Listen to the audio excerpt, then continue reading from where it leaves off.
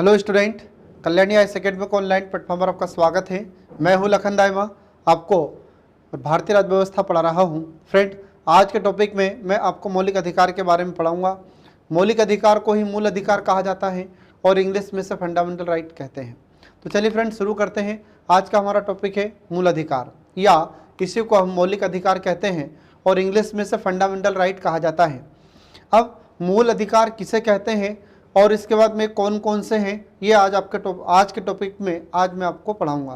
तो देखिए, इसमें मूल अधिकार किसे कहते हैं, तो सीधी सिंपल भाषा में आपको ध्यान रखना है कि मूल अधिकार ये वे अधिकार होते हैं जो संविधान के द्वारा प्रदत्त होते हैं। संविधान के द्वारा प्रदत्त मतलब संविधान के द्वारा दिए गए हैं, और इसके बाद ये नागरिकों के नैतिक विकास और इसके बाद में भौतिक विकास के लिए आवश्यक होते हैं। अब देखिए, इसमें भौतिक विकास और नैतिक विकास क्या होता है। तो देखिए यहाँ पर सबसे पहले कि जो मूल अधिकार होते हैं, तो मूल अधिकार का अर्थ क्या होगा फ्रेंड, तो आपको ध्यान रखना होगा कि मूल अधिकार सबसे पहली बात तो ये किसके द्वारा प्रदत्त हैं, तो ये संविधान के द्वारा प्रदत्त हैं। ये आपको ध्यान रखना होगा फ्रेंड। आ रहा समझ में, ये संविधान द्वारा प्रदत्त हैं। तो संविधान द्वारा प्रदत्त मतलब संविधान के द्वारा दिए गए हैं। दूसरी बात कि ये नागरिकों के भौतिक विकास और नैतिक विकास के लिए आवश्यक होते हैं। अब भौतिक विकास का मतलब क्या हो जाता है, तो भौतिक विकास में आपको ध्यान रखना होगा कि जैसे सामाजिक विकास, दूसरा हो जाता है आर्थिक विकास और तीसरा हो जाता है राजनीतिक विकास। ये तीनों विकास को मिलाकर कहा जाता है भौतिक विकास। और इसके बाद फिर दूसरा होता है नैतिक विकास। और नैतिक विकास का मतलब क्या हो जाता है, तो नैतिक विकास का मतलब होता है कि इसमें इसी को हम आध्यात्मिक कहते हैं और इसी को धार्मिक भी कहते हैं। आध्यात्मिक या इसी को हम धार्मिक भी कहते हैं, ये आपको ध्यान रखना होगा। ठीक है, तो ये कैसे होते हैं ये अधिकार, तो ये वे अधिकार होते हैं जो संविधान के द्वारा प्रदत्त हैं, मतलब संविधान के द्वारा दिए गए हैं, और ये नागरिकों के भौतिक विकास और नैतिक विकास के लिए आवश्यक होते हैं। आ रहा समझ में, और ये राज्य के विरुद्ध नागरिकों को स्वतंत्रता प्रदान करते हैं। ये आपको ध्यान रखना होगा। ये होता है मूल अधिकार का अर्थ। अब यहाँ पर जो हमने बताया आपको कि भौतिक विकास, तो भौतिक विकास को तीन भागों में अपन बांट देते हैं। सामाजिक विकास, तो सामाजिक विकास का मतलब क्या होता है कि हर नागरिक अपने अपने समाज का एक सदस्य होता है, तो उसका सामाजिक विकास भी करना जरूरी है, मतलब समाज में उसका योगदान हो, इसके बाद समाज में उसकी भूमिका हो, समाज में लोग उसको जाने पहचाने, तो सामाजिक विकास भी होना जरूरी है। दूसरा आर्थिक विकास, मतलब कि उसे आर्थिक रूप से मजबूत होना चाहिए। फिर इसके बाद राजनीतिक विकास, तो राजनीति के क्षेत्र में उसका महत्वपूर्ण योगदान रहे। तो इन विकासों को हम कहते हैं भौतिक विकास। और नैतिक विकास का मतलब क्या हो जाएगा, तो यहाँ पर उसका आध्यात्मिक विकास या धार्मिक विकास, मतलब अगर कोई व्यक्ति अपने धर्म को आगे बढ़ाना चाहता है तो बढ़ा सकता है, लेकिन दूसरे धर्म के खिलाफ कार्यवाही करके न, ठीक है, दूसरे धर्म के खिलाफ न बोले, दूसरे धर्म के खिलाफ किसी भी कार्य को बढ़ावा न दे। अगर आपको अपने धर्म को बढ़ाना है तो आप बढ़ाइए, इसमें हमारे संविधान को कोई आपत्ति नहीं है। आ रहा समझ में, तो ये आपको ध्यान रखना है। तो ऐसा हम देखते हैं कि जो मौलिक अधिकार होते हैं या मूल अधिकार होते हैं, तो ये व्यक्ति को या नागरिकों को भौतिक विकास और इसके बाद नैतिक विकास के लिए आवश्यक होते हैं। इसके बाद में ये संविधान के द्वारा प्रदत्त हैं। इनके बिना, मूल अधिकारों के बिना मानव जीवन की कल्पना नहीं की जा सकती। आप 2 मिनट के लिए सोचिए कि अगर आपके स्वतंत्रता का मौलिक अधिकार समाप्त कर दिया जाए तो क्या आप स्वतंत्रता पूर्वक जीवन जी सकते हैं? नहीं। अगर आपका धार्मिक स्वतंत्रता का अधिकार समाप्त कर दिया जाए तो क्या आप अपने धर्म को मान सकते हैं? नहीं। अगर समानता का अधिकार समाप्त कर दिया जाए तो क्या सभी लोग एक समान रह पाएंगे? नहीं।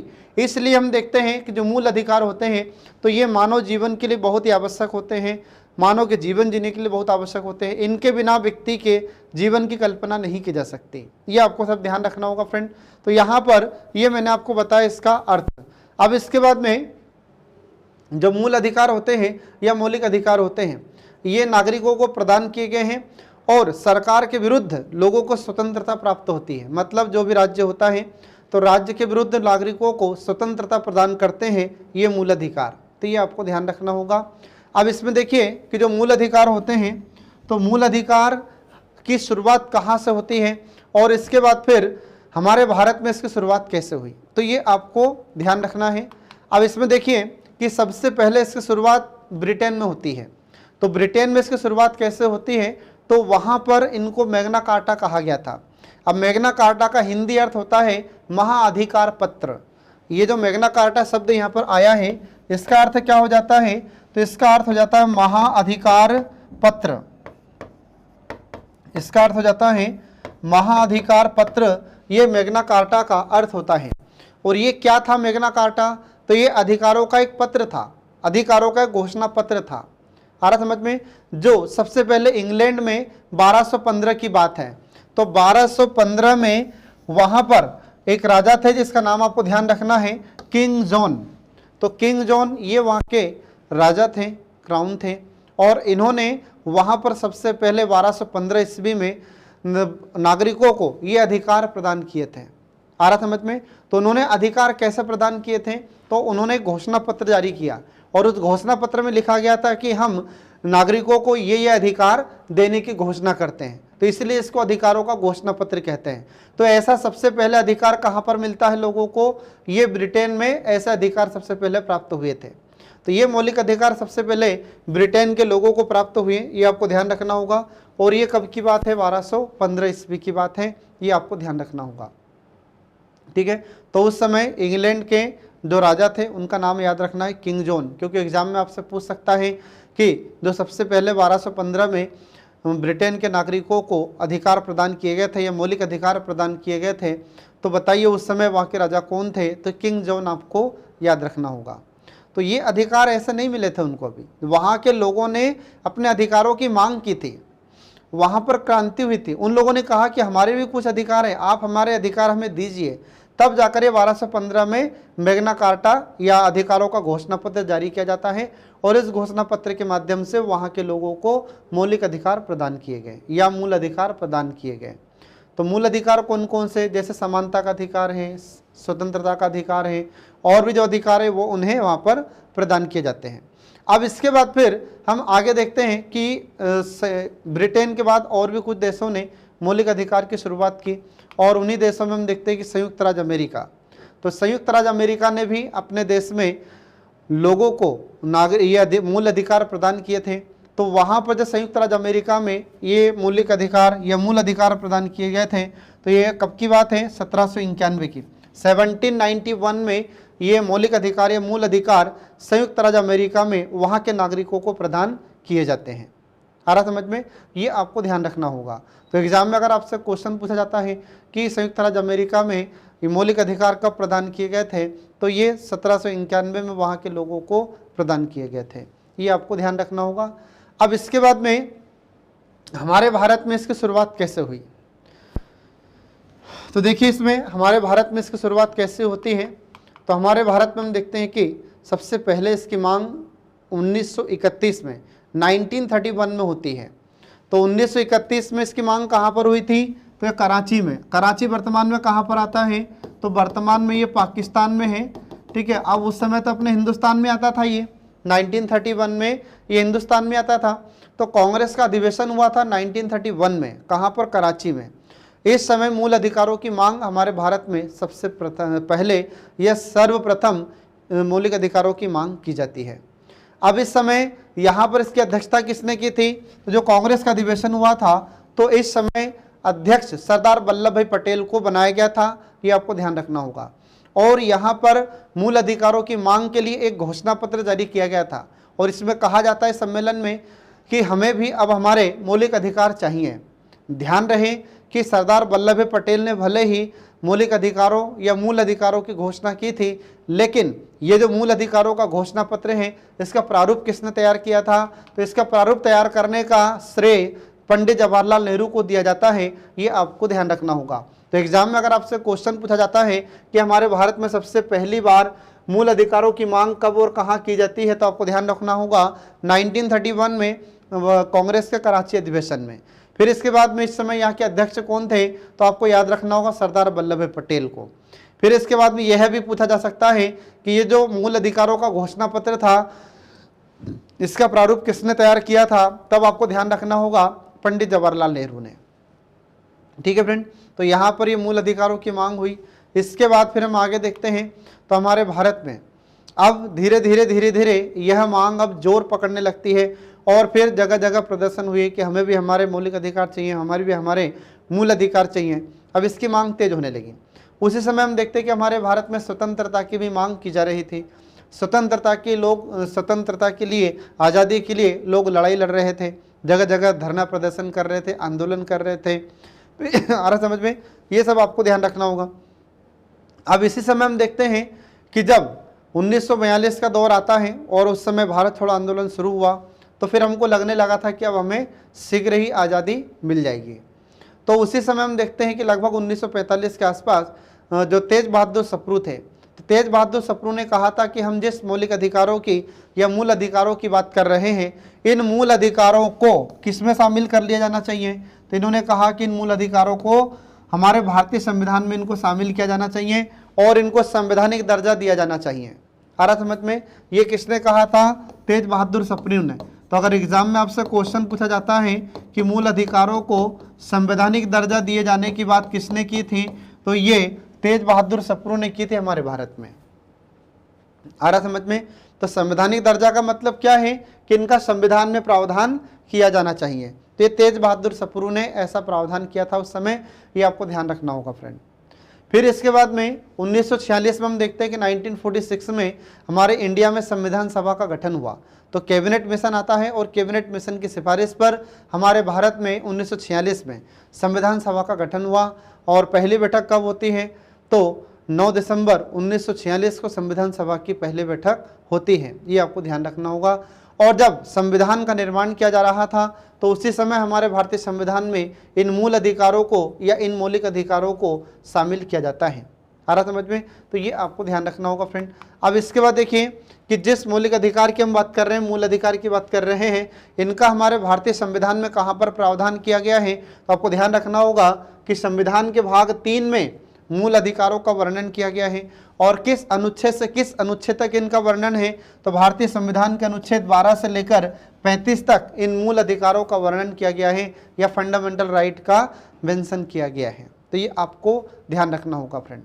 अब इसके बाद में ये जो मूल अधिकार होते हैं तो हमारे संविधान के भाग 3 में इन्हें शामिल किए गए हैं, इसलिए संविधान के भाग 3 को भारत का मैग्ना कार्टा की संज्ञा दी गई है। तो एग्जाम में अगर आपसे क्वेश्चन पूछा जाता है कि संविधान के किस भाग को भारत का मैग्ना कार्टा कहते हैं, तो ये संविधान के भाग 3 को भारत का मैग्ना कार्टा कहते हैं।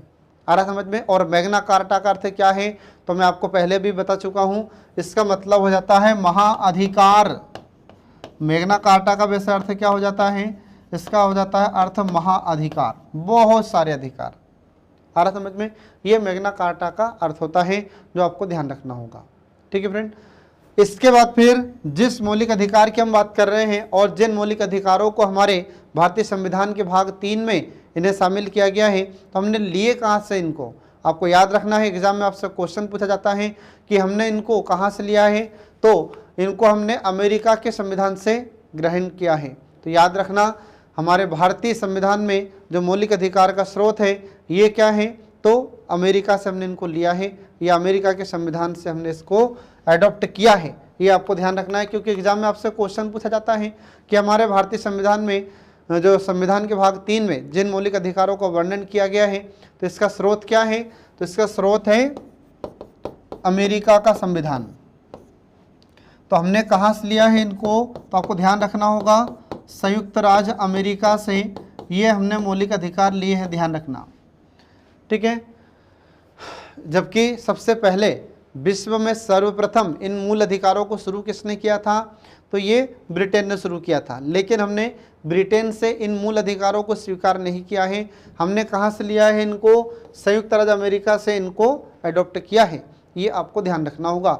और एग्जाम में कई बार आपसे क्वेश्चन भी पूछा गया है कि हमने ये कहाँ से लिए हैं, तो आपको ध्यान रखना होगा। ठीक है फ्रेंड। अब इसके बाद में आगे देखिए कि जो मूल अधिकार हैं ये कितने थे शुरुआत में? तो आपको ध्यान रखना है कि जब हमारे भारत का संविधान बनाकर तैयार किया गया था। तो उस समय इन मूल अधिकारों की संख्या थी 7, कितनी थी 7, लेकिन अब कितनी है वर्तमान में, अब है वर्तमान में 6। तो एक कहाँ चला गया, क्योंकि जो संपत्ति का मूल अधिकार था उसको यहाँ से मूल अधिकार की श्रेणी से हटाकर विधिक अधिकार की श्रेणी में उसे रखा गया है। ठीक है, तो ऐसा क्यों किया गया था, तो ऐसा इसलिए किया गया था क्योंकि हमारे भारत में जब सरकार को कोई भी रोड बनाना है या फिर सड़क बनाना है या फिर नहर बनाना है या और कोई कल्याणकारी काम करना है, तो उसमें फिर किसी न किसी की ज़मीन तो जाती थी। तो संपत्ति चल अचल दोनों संपत्ति, ठीक है, तो इसमें अपन देखते हैं कि जो भी उसकी संपत्ति होगी, जैसे अचल संपत्ति जमीन दुकान मकान, ये उसकी संपत्ति है और संपत्ति पहले उसका मूल अधिकार था। ठीक है, अब मान लीजिए कि सरकार को कोई भी सड़क बनाना है, इसके बाद में कोई रेलवे ट्रैक बनाना है या फिर इसके बाद में नहर का निर्माण करना है। अब जब सरकार नहर का निर्माण करेगी, नहर बनवाएगी, रोड बनवाएगी या फिर रेलवे लाइन बिछवाएगी, तो फिर इनको बनाने के लिए ज़मीन चाहिए। अब ज़मीन किसी न किसी किसान की जाती थी, तो फिर किसान क्या करता था, तो जैसे सरकार इनके खेतों में से रोड बनाती थी, नहरों का निर्माण करवाती थी, तो मूल अधिकार था ज़मीन, मतलब जो संपत्ति थी ये इसका मूल अधिकार था। अब हमारे भारतीय संविधान में प्रावधान है कि अगर किसी के मौलिक अधिकार का या मूल अधिकार का हनन होता है तो वह तुरंत सुप्रीम कोर्ट जा सकता है, सुप्रीम कोर्ट का दरवाज़ा खटखटा सकता है। तो फिर किसान क्या करते थे, तो जब इनकी ज़मीन जाती थी किसानों की, ठीक है, रोड बनाते समय, रेलवे लाइन बिछाते समय या फिर नहर का निर्माण करते समय, तो किसान कहाँ चले जाते थे, सुप्रीम कोर्ट चले जाते थे और स्टे ऑर्डर लेकर आ जाते थे, जिससे सरकार काम नहीं कर पा रही थी। तो फिर हमारे भारत की सरकार के द्वारा एक संशोधन किया जाता है और उस संशोधन का नाम होता है 44वां 44 कॉन्स्टिट्यूशन अमेंडमेंट 1978। और इस 44वें संविधान संशोधन के द्वारा जो संपत्ति का मूल अधिकार था, इस संपत्ति के अधिकार को विधिक कानून या विधिक अधिकार की श्रेणी में से रखा गया है। आ रहा समझ में, अब संपत्ति का अधिकार मूल अधिकार नहीं है, अब यह क्या है, अब विधिक अधिकार है या कानूनी अधिकार है। और इसको कहाँ पर शामिल किया जाता है, तो आपको ध्यान रखना होगा कि हमारे भारतीय संविधान में जो अनुच्छेद था, तो अनुच्छेद 19(1) का खंड च, ठीक है, 19(1) का खंड च, इसको यहाँ से हटाया गया और अनुच्छेद 21 को 31 इसको यहाँ से हटाया गया। और कहाँ पर रखा गया इसको, तो इसको भारतीय संविधान के अनुच्छेद 300 के खंड क में इसको शामिल किया जाता है और अनुच्छेद 300 के खंड क में इसे विधिक अधिकार की श्रेणी में रखा गया है, कानूनी अधिकार की श्रेणी में रखा गया है। अब किसी भी व्यक्ति की ज़मीन या उसकी दुकान, उसका मकान अब उसकी संपत्ति है, लेकिन अब उसका मूल अधिकार नहीं है, अब क्या है, वह उसका विधिक अधिकार है, उसका कानूनी अधिकार है। आ रहा समझ में। अब अगर सरकार रोड बनाना चाहती है तो यदि आपकी ज़मीन आ रही है तो आपका जो भी मुआवजा बन रहा है सरकार आपको उतना मुआवजा दे देगी और रोड बना देगी। अगर नहर का निर्माण करना है और नहर का निर्माण करते वक्त आपकी ज़मीन उस नहर के नक्शे में आ रही है तो आपकी ज़मीन का जितना मुआवजा बन रहा है सरकार आपको उतना मुआवजा दे देगी। ऐसे ही अगर रेलवे लाइन का निर्माण करना है सरकार को, तो रेलवे लाइन का निर्माण करते समय जितना भी जो ज़मीन आ रहा है, आपका खेत आ रहा है, तो उसका पैसा या उसका मुआवजा किसान को दे दिया जाता है और सरकार रेलवे लाइन बिछा देती है, रोड बना देती है, नहर का निर्माण अब कर सकती है। आ रहा समझ में, क्योंकि रोड है, नहर है, रेलवे लाइन, ये सब कल्याणकारी है। अगर मान लीजिए कि आपकी एक ज़मीन जा रही है और उससे 100 लोगों को फ़ायदा हो रहा है तो सरकार ये काम जरूर करेगी। ठीक है, तो ये आपको इसमें ध्यान रखना है। तो पहले क्या होता था कि सरकार को ये निर्माण करने में, रोड का निर्माण करने में, नहर का निर्माण करने में दिक्कत हो रही थी, तो इसलिए ये मूल अधिकार को, मतलब संपत्ति के मूल अधिकार को यहाँ से हटा दिया गया है और इसे कानूनी अधिकार या विधिक अधिकार की श्रेणी में शामिल किया गया है। ये आपको ध्यान रखना होगा। अब इसके बाद फिर अगला देखिए, फिर वर्तमान में अब कितने बचे हैं मूल अधिकार। तो एग्जाम में आपसे क्वेश्चन पूछा गया है और आगे भी एग्जाम में आपसे पूछा जा सकता है कि फिर बताइए अब वर्तमान में कितने मूल अधिकार हैं। तो वर्तमान में 6 मूल अधिकार हैं। कितने हैं? 6 मूल अधिकार हैं। तो ये कौन कौन से हैं 6 मूल अधिकार, ये मैं आपको आगे पढ़ाऊंगा। ठीक है फ्रेंड। अब इसके बाद देखिए आगे अगला आ जाता है मूल अधिकारों की विशेषताएं। तो ये जो मूल अधिकार होते हैं, फंडामेंटल राइट होते हैं, इनकी विशेषताएं क्या होगी, इनकी फीचर्स क्या होगी। तो देखिए इसकी पहली विशेषता तो ये होती है कि जो मूल अधिकार होते हैं ये असीमित नहीं है। आ रहा समझ में, मतलब ये कैसे हैं, तो मूल अधिकार सीमित है। आ रहा समझ में, तो जो मूल अधिकार होते हैं कुछ गिने चुने ही है, तो इसलिए ये क्या है, असीमित नहीं है। असीमित मतलब जिसमें कोई सीमा नहीं होती, तो इनकी तो सीमाएं हैं, ये तो निश्चित है, ठीक है। तो 6 प्रकार के मौलिक अधिकार हैं, तो इसलिए ये क्या है, सीमित है। तो या तो सीमित है बोले या फिर असीमित नहीं है, एक ही बात है। आ रहा समझ में, ये आपको ध्यान रखना होगा, ये पहली विशेषता होती है। इसके बाद फिर इसकी दूसरी विशेषता क्या हो जाती है, तो इसमें आपको ध्यान रखना है कि राज्य के द्वारा, अब राज्य का मतलब क्या हो जाएगा, तो राज्य का मतलब हमारे यहाँ पर केंद्र सरकार, राज्य सरकार और इसके अलावा केंद्र सरकार की जितनी भी एजेंसी है, संस्थाएं हैं, इसके बाद फिर राज्य सरकार की ऐसी कोई संस्था है, एजेंसी है, इन सबको क्या कहा जाता है, राज्य कहा जाता है। तो राज्य के द्वारा जो उचित प्रतिबंध के आधार पर इनको सीमित किया जा सकता है। अब इसका मतलब क्या होगा, इसका मतलब ये है कि हमारी सरकार इनको सीमित करना चाहती है, अगर कम करना भी चाहती है तो कर सकती है, लेकिन ध्यान रहे कि संविधान का जो मूल ढांचा है उसको सीमित नहीं किया जा सकता। संविधान की जो मूल संरचना है उसमें कोई परिवर्तन नहीं किया जा सकता। आ रहा समझ में, उसको सीमित नहीं किया जा सकता। इसके बाद फिर अगला इसमें आ जाता है कि ये जो मूल अधिकार होते हैं ये स्थायी नहीं है। स्थायी मतलब ये परमानेंट नहीं है, ऐसा नहीं है कि दे दिए तो इसमें कुछ भी नहीं होगा। सरकार या हमारी संसद इसमें परिवर्तन कर सकती है। आ रहा समझ में, इसमें संशोधन कर सकती है, मूल अधिकारों को घटाया जा सकता है, बढ़ाया जा सकता है। आ रहा समझ में, लेकिन ध्यान रहे कि जो संविधान का मूल ढांचा है उसमें कोई छेड़छाड़ हमारी संसद नहीं करेगी। आ रहा समझ में, तो आपको ध्यान रखना होगा। तो घटाया बढ़ाया जा सकता है, तो कैसे घटाया जा सकता है और कैसे बढ़ाया जा सकता है मूल अधिकारों को, तो घटाने की बात मैंने थोड़ी देर पहले बताई आपको कि भारतीय संविधान का अनुच्छेद 368 के तहत हमारी संसद इसमें संशोधन करती है और अनुच्छेद 31 को और अनुच्छेद 19 के खंड 1 का च को यहाँ से हटाकर विधिक अधिकार की श्रेणी में शामिल कर देती है। तो ये घटा दिया मूल अधिकार।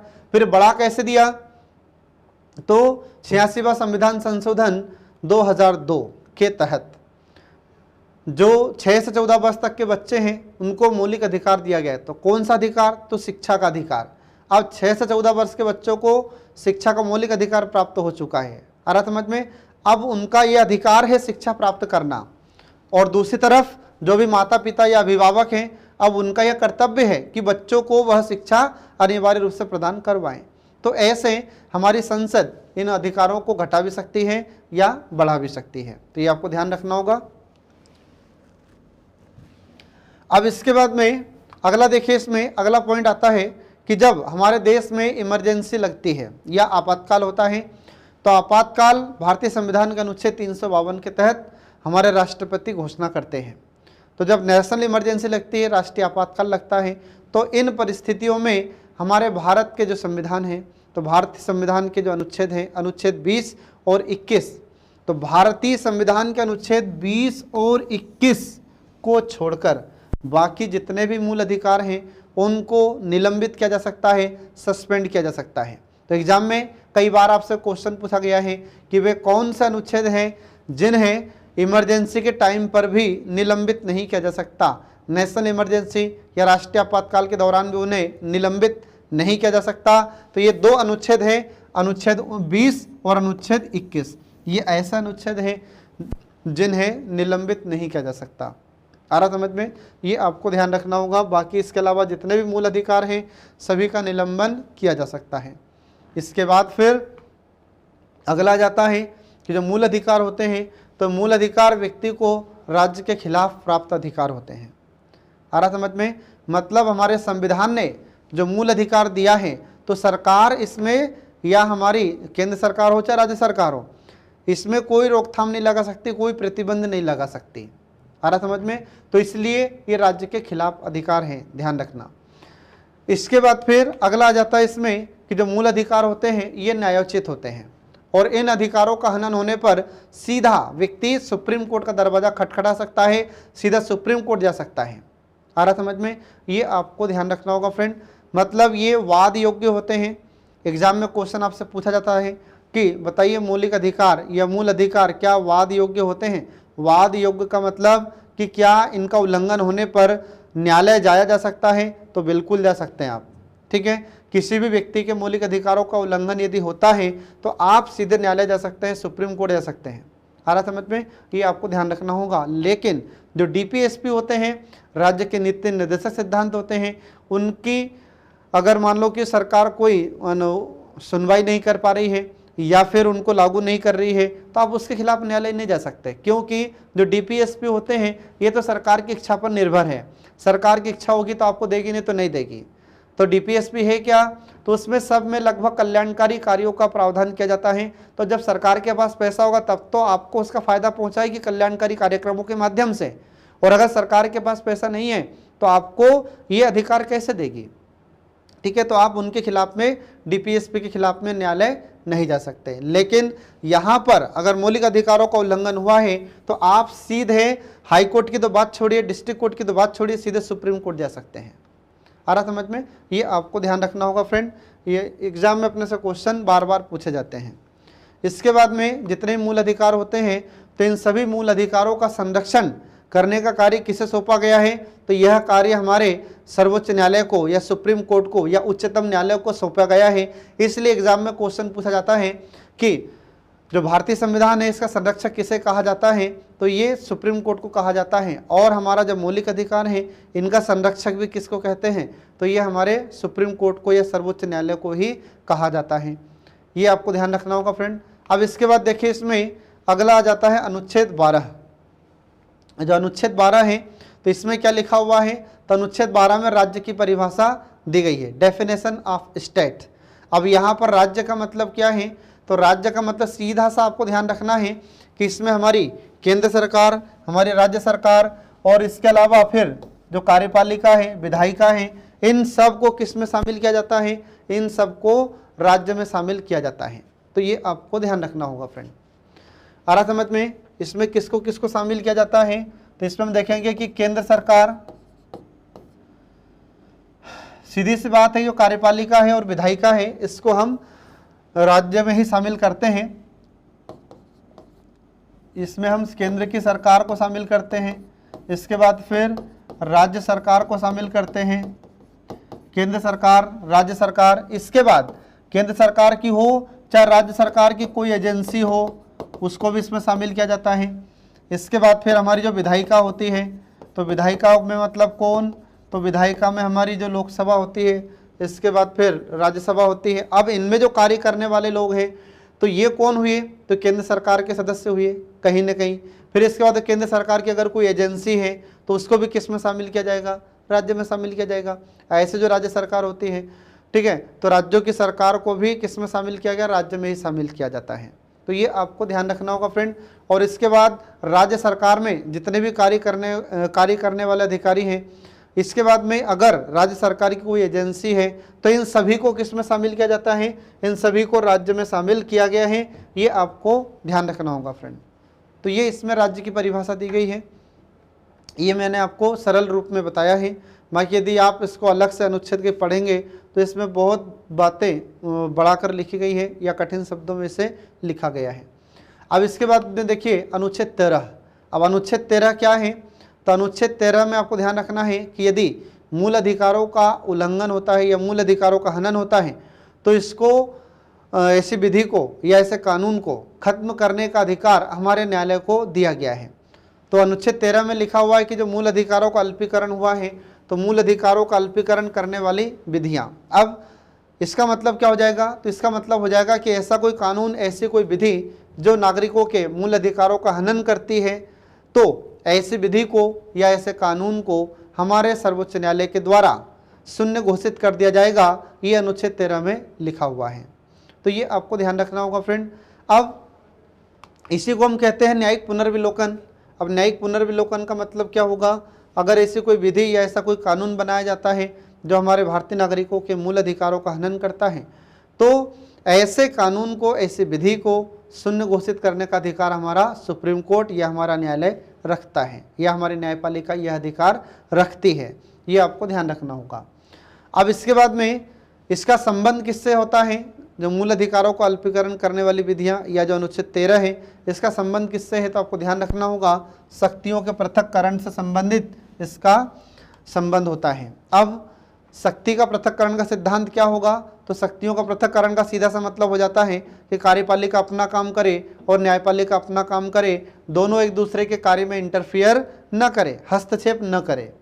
तो इस सिद्धांत को कहा जाता है शक्ति का पृथक्करण सिद्धांत। ये आपको हमेशा ध्यान रखना होगा फ्रेंड। इसके बाद फिर यह सिद्धांत हमने कहाँ से लिया है? तो यह सिद्धांत कहाँ का है? तो अमेरिका का संविधान की यह मूल विशेषता होती है, ध्यान रखना। जो शक्ति पृथक्करण का सिद्धांत है ये किस संविधान की मूल विशेषता है? तो आपको ध्यान रखना होगा यूएसए। तो संयुक्त राज्य अमेरिका का जो संविधान होता है उसकी मूल विशेषता होती है शक्ति का पृथक्करण सिद्धांत, और ये सिद्धांत हमने वहाँ से ही अडॉप्ट किया है। इसमें क्या होता है शक्ति के पृथक्करण के सिद्धांत में? तो इसमें कार्यपालिका अपना काम करेगी और न्यायपालिका अपना काम करेगी, दोनों एक दूसरे के कार्य में हस्तक्षेप नहीं करेगी। कार्यपालिका मतलब कौन? हमारी सरकार। आ रहा समझ में? सरकार मतलब कौन? केंद्र सरकार और राज्य सरकार दोनों। और उसके बाद न्यायपालिका का मतलब कौन? तो न्यायपालिका मतलब हमारा सुप्रीम कोर्ट और राज्यों के स्तर पर हमारे उच्च न्यायालय और इसके बाद में डिस्ट्रिक्ट कोर्ट। तो न्यायपालिका अपना काम करे और कार्यपालिका अपना काम करे, दोनों एक दूसरे के काम में बिल्कुल भी इंटरफेयर न करे।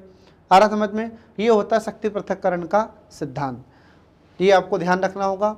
तो इस प्रकार से हम देखते हैं कि जो अनुच्छेद 13 होता है, तो अनुच्छेद 13 में यह प्रावधान किया गया है न्यायिक पुनर्विलोकन का, इसमें वर्णन है और इसमें लिखा हुआ है कि अगर ऐसी कोई विधि हमारी विधायिका के द्वारा बनाई जाती है जिससे मौलिक अधिकारों का उल्लंघन होता हो या मौलिक अधिकारों का हनन होता हो, तो ऐसी विधि को, ऐसे कानून को हमारे न्यायपालिका शून्य घोषित कर सकती है।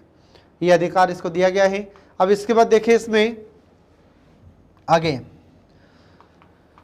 अब अगला जाता है कि जो अनुच्छेद 13 होता है, तो अनुच्छेद 13 और अनुच्छेद 368 इनका दोनों का संबंध क्या है? तो अभी थोड़ी देर पहले मैंने आपको बताया है कि जो अनुच्छेद 13 है इसमें लिखा हुआ है न्यायिक पुनर्विलोकन का वर्णन। इसमें क्या लिखा है? तो इसमें न्यायिक पुनर्विलोकन, ठीक है। इसमें क्या लिखा है? न्यायिक पुनर्विलोकन, जुडिशियल रिव्यू। अब इसका मतलब क्या हो जाएगा जुडिशियल रिव्यू या न्यायिक पुनर्विलोकन? तो थोड़ी देर पहले ही मैंने आपको बताया है कि ऐसी कोई विधि या ऐसा कोई कानून जो मौलिक अधिकारों का या मूल अधिकारों का हनन करता हो या करती हो, ठीक है, तो इसे शून्य घोषित किया जाएगा। अब कोई भी विधि कब बनेगी, कोई भी कानून कब बनेगा? तो जब हमारे भारतीय संविधान का जो अनुच्छेद है, तो भारतीय संविधान का अनुच्छेद 368, इसमें क्या लिखा है 368 में? तो इसमें संविधान में संशोधन किया जा सकता है। आ रहा समझ में? इसमें किसका वर्णन है 368 में? तो इसमें संविधान संशोधन का वर्णन किया गया है, ठीक है। इसमें क्या किया गया है? तो इसमें संविधान संशोधन का वर्णन किया गया है 368 में। अब मान लीजिए कि 368 के तहत हमारी संसद ने या हमारी विधायिका ने कोई कानून बनाया है या कोई विधि बनाई है, और ऐसा कोई कानून बनाया, ऐसी कोई विधि बनाई जिससे हमारे भारतीय नागरिकों के मौलिक अधिकारों का हनन हो सकता है या होगा, तो ऐसी विधि को या ऐसे कानून को हमारे न्यायपालिका के द्वारा शून्य घोषित कर दिया जाएगा। ये आपको ध्यान रखना होगा, ये लिखा है अनुच्छेद 13 में, ठीक है। तो इस प्रकार से हम देखते हैं कि अनुच्छेद 13 और 368 दोनों का संबंध कैसा है, कुछ समझ में आया आपको? तो ध्यान रखना है कि अनुच्छेद 13 में क्या है? न्यायिक पुनर्विलोकन, और 368 में क्या है? संविधान संशोधन। तो जब हमारी संसद या हमारी विधायिका संविधान में संशोधन करेगी, और अगर मान लीजिए कि संशोधन करके ऐसी कोई विधि बना दी या ऐसा कोई कानून बना दिया जो हमारे भारतीय नागरिकों के मौलिक अधिकारों का हनन करता हो, तो इस विधि को, इस कानून को हमारी न्यायपालिका शून्य घोषित करेगी। तो ऐसे ये दोनों एक दूसरे से संबंधित हैं, एक दूसरे से जुड़े हुए हैं, ये आपको ध्यान रखना होगा ये दोनों अनुच्छेद के बारे में, ठीक है फ्रेंड। इसके बाद फिर अगला देखिए, इसमें मूल अधिकारों के संशोधन संबंधी मामले, इससे संबंधित कुछ विवाद हमारे भारत में आए हैं, ठीक है। अब ये कुछ समय तक यही हम कन्फ्यूज़न में रहे कि क्या मूल अधिकारों में संशोधन हो सकता है, फिर कुछ ने कहा कि हो सकता है, कुछ ने कहा कि नहीं हो सकता, ठीक है। तो ऐसे विभिन्न प्रकार के विवाद या ऐसे विभिन्न प्रकार के मामले हमारे भारत में आए हैं।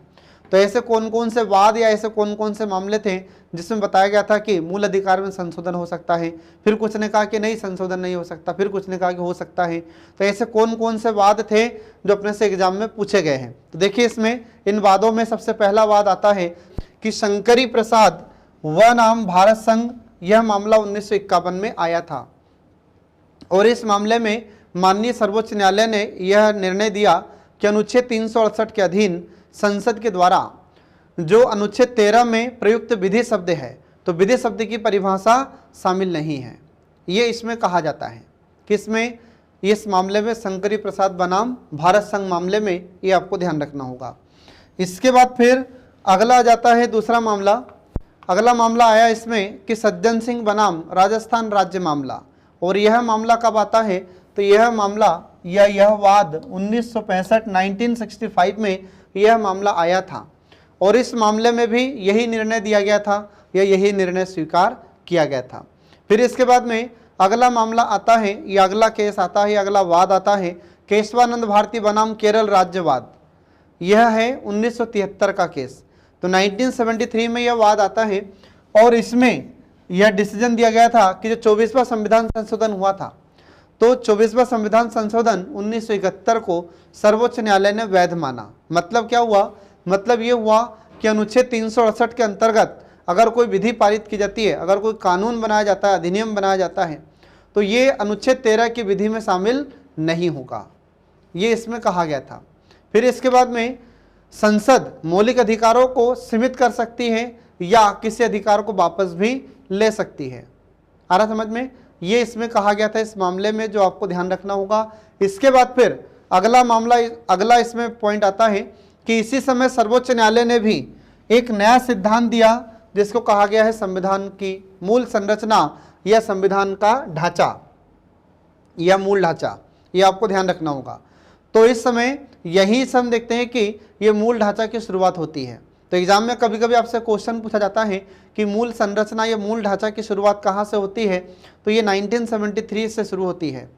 कब से, तो केशवानंद भारती बनाम केरल राज्यवाद आता है, उस समय से यह मूल ढांचे की शुरुआत होने लगी।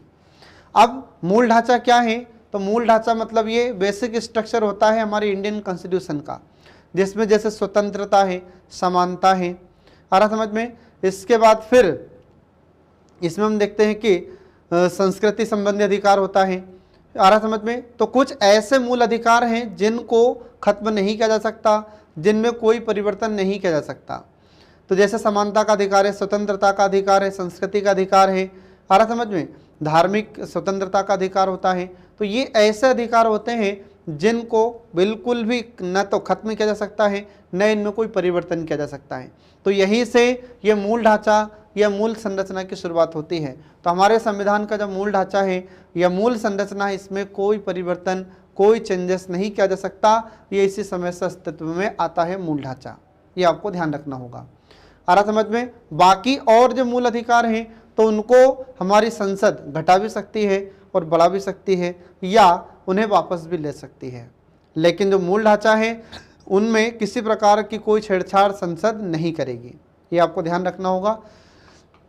इसके बाद फिर देखिए, मौलिक अधिकारों को सीमित नहीं कर सकती और या फिर वैसे मौलिक अधिकारों को वापस नहीं ले सकती जो हमारे संविधान की मूल संरचना से जुड़े हुए हैं या हमारे संविधान के मूल ढांचे से जुड़े हुए हैं। तो ये सब आपको ध्यान रखना होगा फ्रेंड। इसके बाद देखिए अब आगे अगला आ जाता है, एक संशोधन हुआ जो 42वां संविधान संशोधन होता है, 1976 की बात है। तो 42वां संविधान संशोधन 1976 में हुआ और इस संशोधन के द्वारा अनुच्छेद 368 में खंड 4 और खंड 5 ये जोड़े जाते हैं और इसमें यह प्रावधान किया गया था कि संशोधन को किसी न्यायालय में प्रश्नगत नहीं किया जा सकता। इसका मतलब ये है कि उसमें चुनौती नहीं दी जा सकती। आ रहा समझ में। इसका मतलब ये हुआ कि जो 42वां संविधान संशोधन 1976 हुआ था तो उसमें यह प्रावधान किया गया कि अनुच्छेद 368 में खंड 4 और खंड 5 ये दो खंड जोड़े गए और इसमें प्रावधान कर दिया गया कि जो संशोधन किया गया है और उस संशोधन को किसी भी न्यायालय में प्रश्नगत नहीं किया जा सकता, मतलब उसको न्यायालय में उस संशोधन को चुनौती नहीं दी जा सकती। या उसके खिलाफ हम न्यायालय में नहीं जा सकते। ये इसमें से प्रावधान कर दिया जाता है। फिर क्या हुआ बाद में, तो फिर अगला मामला आता है मिनर्वा मिल्स बनाम भारत संघ का मामला। यह है 1980 की बात, 1980 में। तो 1980 में यह मामला आता है और इस मामले में इस समय यह निर्णय दिया जाता है। तो इस निर्णय के द्वारा यह निश्चित किया जाता है कि संविधान के जो आधारभूत लक्ष्य हैं या संविधान का जो मूल ढांचा है उनका रक्षा करने का अधिकार किसको दिया गया है, तो उनको रक्षा करने का अधिकार न्यायालय को दिया गया है, हमारी न्यायपालिका को दिया गया है। आ रहा समझ में, मतलब कि जो संविधान का मूल ढांचा है जैसे धार्मिक स्वतंत्रता का अधिकार, समानता का अधिकार, आ रहा समझ में, संस्कृति का अधिकार, ये सब अधिकार ये सभी अधिकार किस में शामिल किए जाते हैं, तो ये हमारे संविधान का मूल ढांचा है। और इन मूल ढांचा की रक्षा करना किसकी जिम्मेदारी है, हमारे न्यायालय की है।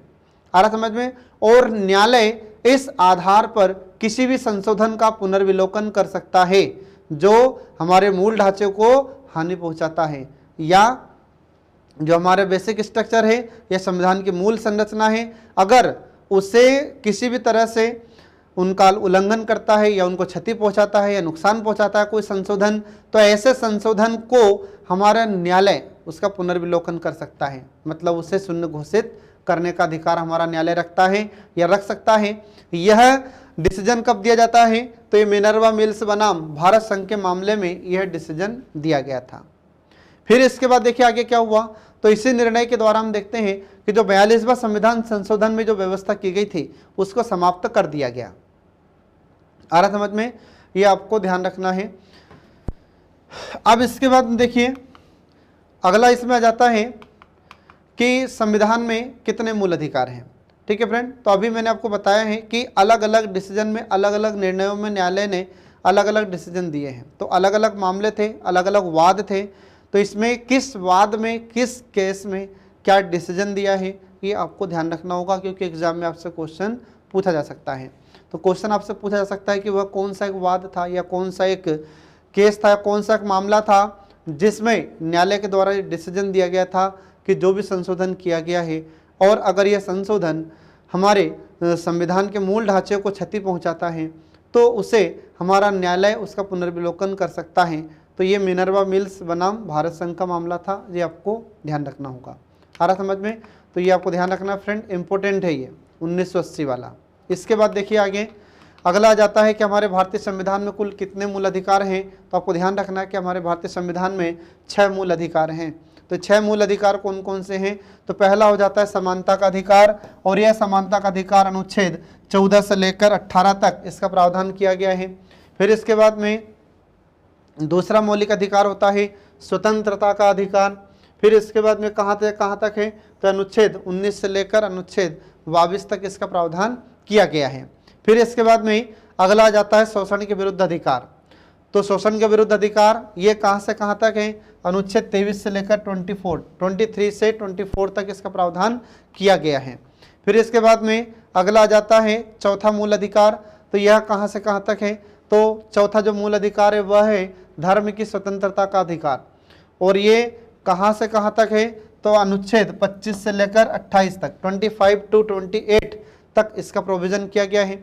इसके बाद फिर संस्कृति और शिक्षा संबंधी अधिकार, यह अनुच्छेद 29 आर्टिकल 29 to 30 अनुच्छेद 29 से लेकर 30 तक इसका प्रावधान किया गया है। इसके बाद देखिए फिर अगला आ जाता है संवैधानिक उपचारों का अधिकार, कॉन्स्टिट्यूशनल रेमेडियस। तो इसका प्रावधान कहाँ से कहाँ तक है, तो इसका अनुच्छेद 32 में इसका प्रावधान किया गया है। तो ये सब आपको ध्यान रखना है फ्रेंड। एग्जाम में आपसे क्वेश्चन कैसा भी पूछा जा सकता है, तो क्वेश्चन आपसे पूछा जा सकता है कि बताइए संस्कृति और शिक्षा का अधिकार ये संविधान के किस अनुच्छेद से किस अनुच्छेद तक है, तो आपको ध्यान रखना होगा 29 से लेकर 30 तक। ऐसा पूछा जा सकता है कि संवैधानिक उपचारों का अधिकार, राइट टू कॉन्स्टिट्यूशनल रेमेडियस, यह किस आर्टिकल में इसका प्रोविजन है, तो आपको याद रखना होगा अनुच्छेद 32 में। ये आपको ध्यान रखना होगा फ्रेंड। और डॉक्टर भीमराव अंबेडकर ने अनुच्छेद 32 को ही संविधान की आत्मा कहा है। एग्जाम में आपसे क्वेश्चन इससे पूछा जा चुका है कि बताइए किस अनुच्छेद को डॉक्टर भीमराव अंबेडकर ने संविधान की आत्मा कहा है, तो ये है आर्टिकल 32। तो ये इसमें क्या है ऐसा, तो जब आगे इसका टॉपिक आएगा तो पूरा डिटेल में आपको मैं पढ़ाऊँगा। ठीक है, तो इस प्रकार से हम देखते हैं कि यहाँ पर हमने आपको ये 6 प्रकार के मूल अधिकार के बारे में बताया है। अब इसके बाद देखिए सबसे पहला अधिकार हम शुरू करते हैं समता का अधिकार या समानता का अधिकार, जिसका वर्णन अनुच्छेद 14 से लेकर अनुच्छेद 18 तक किया गया है। तो देखिए इसमें पहला अनुच्छेद हम शुरू कर रहे हैं समानता का अधिकार। तो समानता का अधिकार में पहला है अनुच्छेद 14। अब अनुच्छेद 14 में क्या लिखा है, तो इसमें विधि के समक्ष समता और विधियों का समान संरक्षण का प्रावधान किया गया है। अब विधि के समक्ष समता और विधियों का समान संरक्षण, ये दोनों अलग अलग कॉन्सेप्ट है, थोड़ा सा ध्यान रखना आप लोग, एग्जाम में आपसे क्वेश्चन पूछा जाता है कि विधि के समक्ष समता, यह हमने अवधारणा कहाँ से ग्रहण की है। तो आपको ध्यान रखना है कि यह हमने ब्रिटेन से प्राप्त किया, ध्यान रखना। तो विधि के समक्ष समता ये हमने कहाँ से लिया है, ब्रिटेन से। इसका मतलब क्या होता है विधि के समक्ष समता, इसका मतलब ये है कि जो भी कानून बनाया जाता है या जो भी विधि होती है, जो भी लॉ होता है, इस लॉ के समक्ष सभी समान होते हैं, चाहे गरीब हो चाहे अमीर हो। आ रहा समझ में, तो सभी के लिए समान होता है। अगर किसी गरीब आदमी ने कोई अपराध किया है और वही अपराध किसी अमीर व्यक्ति के द्वारा किया जाता है, तो दोनों को ही समान रूप से उसमें सजा मिलेगी। आ रहा समझ में, ये ध्यान रखना। तो गरीब हो चाहे अमीर हो, सभी के लिए कानून समान होता है, सभी के लिए विधि समान होती है, या विधि के समक्ष सभी लोग समान होते हैं, ये आपको ध्यान रखना होगा। और इसीलिए हम देखते हैं कि जो विधि के समक्ष समता है ये कैसा है, तो ये नकारात्मक संदर्भ लिए हुए हैं, ये आपको ध्यान रखना होगा। इसके बाद फिर जो विधि के समक्ष समता की बात अपन कर रहे हैं, तो यह अवधारणा सर्वप्रथम किसने दी थी, तो A.B. डाइसी का नाम आता है। और A.B. डाइसी कौन थे, तो ये ब्रिटेन में न्यायविद थे, मतलब एक बहुत बड़े कानून के जानकार थे। तो कानून के जानकार जिसका नाम है A.B. डाइसी, ये A.B. डाइसी ने ये विधि के शासन के बारे में बात की थी, या विधि के समक्ष समता की बात की थी। और इन्हीं ने ही कहा था कि विधि का शासन होना चाहिए, कानून का शासन होना चाहिए। किसी भी देश में विधि का शासन है तो वहाँ पर ठीक से सभी व्यवस्थाएं ठीक तरीके से संचालित होती रहेगी। आ रहा समझ में, तो किसी भी देश को ठीक तरीके से संचालित करने के लिए, सरकार को ठीक ढंग से कार्य करने के लिए विधि का शासन वहाँ पर होना बहुत ज़रूरी है। तो हमारे देश में भी किसका शासन है, हमारे देश में भी विधि का शासन है, कानून का शासन है। आ रहा समझ में, ये आपको ध्यान रखना होगा, क्योंकि विधि के शासन से ही नागरिकों के अधिकारों की रक्षा की जा सकती है, ये आपको ध्यान रखना है फ्रेंड। इसके बाद फिर आगे देखिए, इसमें अगला आ जाता है विधियों का समान संरक्षण। अब विधियों का समान संरक्षण इसका मतलब क्या है और ये हमने कहाँ से लिया है, तो विधियों का समान संरक्षण ये हमने संयुक्त राज्य अमेरिका से लिया है। और इसका मतलब क्या होगा, इसका मतलब ये है कि जो विधि बनाई गई है, जो कानून बनाई गई है, इसका संरक्षण कौन करेगा, तो इसके संरक्षण करने का दायित्व हमारी न्यायपालिका का या हमारे न्यायालय का होगा। आ रहा समझ में, जो भी विधि होगी, जो भी कानून होगा, उसकी सुरक्षा, उसका संरक्षण कौन करेगा, तो न्यायालय करेगा। ये हमने संयुक्त राज्य अमेरिका से अवधारणा ली है फ्रेंड।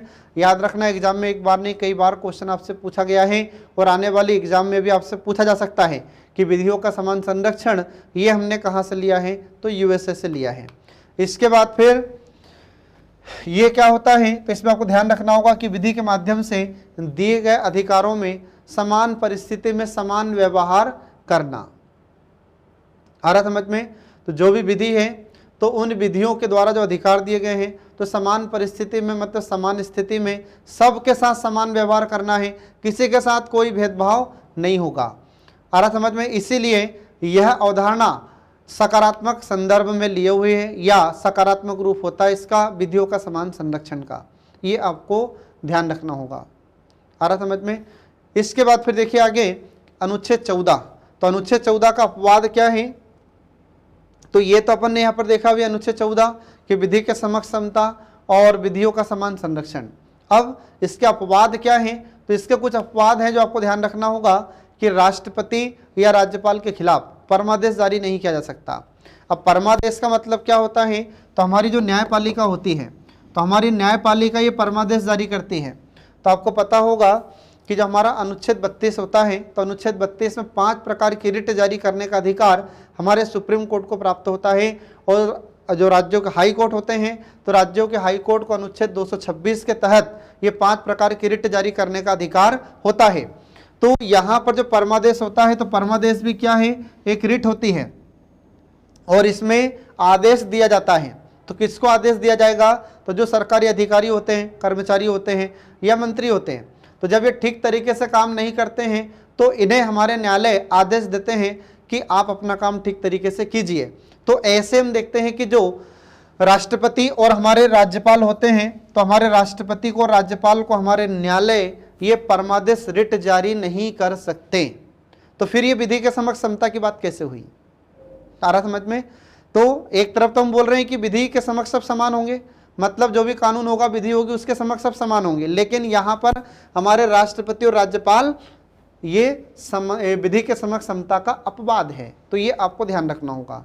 हमारे न्यायालय या हमारा सर्वोच्च न्यायालय राष्ट्रपति को और राज्यपाल को ये परमादेश रिट जारी नहीं कर सकते।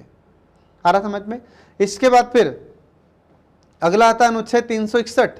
तो आर्टिकल 361 में लिखा है कि राष्ट्रपति और राज्यपाल पदरत दायित्व, मतलब पद पर रहते हुए ये दायित्व के संबंध में किसी भी न्यायालय में कोई कार्रवाई नहीं की जा सकती।